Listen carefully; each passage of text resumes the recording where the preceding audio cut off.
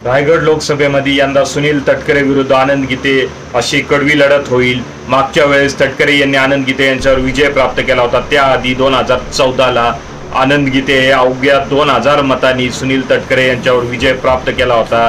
त्यावेळेस सुनील तटकरे नावाचे 4 उमेदवार होते, त्यामुळे तटकरे यांना त्याचा फटका बसला होता। हा एक असा मतदारसंघ आहे ज्यावर कोणत्याच लाटेचा परिणाम होत नाही।